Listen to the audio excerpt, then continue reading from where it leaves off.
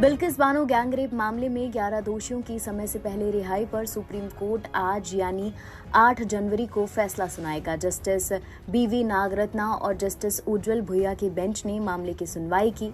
Bench ने 12 अक्टूबर 2023 को अपना फैसला सुरक्षित रख लिया था। दरअसल बिल्किस बानो ने गैंगरेप के 11 दोषियों की रिहाई के खिलाफ 30 नवंबर 2022 में सुप्रीम कोर्ट में 2 याचिकाएं दाखिल की थी।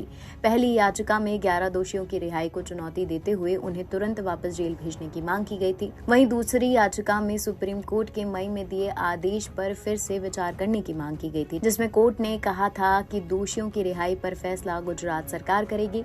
बिल्किस बानो ने कहा कि जब केस का ट्रायल महाराष्ट्र में चला था, फिर गुजरात सरकार फैसला कैसे ले सकती है। बिल्किस बानो ने सुप्रीम कोर्ट से दोनों याचिकाओं पर जल्द सुनवाई की मांग की थी। इस केस के सभी 11 दोषी 15 अगस्त 2022 को आजादी के अमृत महोत्सव के तहत रिहा कर दिए गए थे। बिल्किस बानो की ओर से याचिका दाखिल की जाने से पहले एक सामाजिक कार्यकर्ता ने इस केस में पहले ही एक याचिका दाखिल कर दी थी।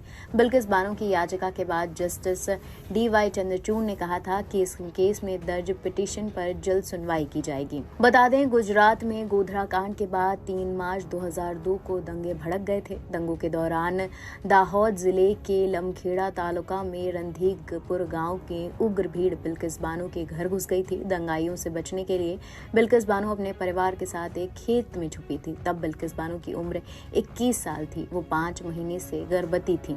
दंगाइयों ने बिल्किस बानो का गैंगरेप किया। उनकी मां और 3 और महिलाओं का भी रेप किया। इस हमले में उनके परिवार के 17 सदस्यों में 7 लोगों की हत्या कर दी गई।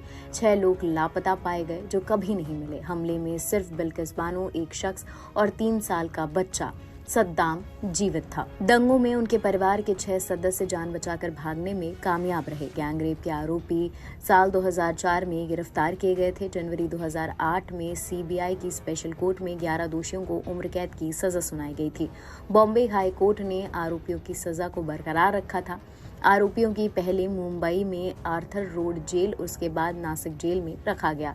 करीब 9 साल के बाद सभी को गोधरा की सब जेल में भेज दिया गया। सुप्रीम कोर्ट में 14 सितंबर 2023 को बिल्किस बानो केस की सुनवाई के दौरान जस्टिस लूथरन ने कहा था कि इस मामले में केवल दोषियों की रिहाई पर बात हो, मामले की क्रूरता पर नहीं।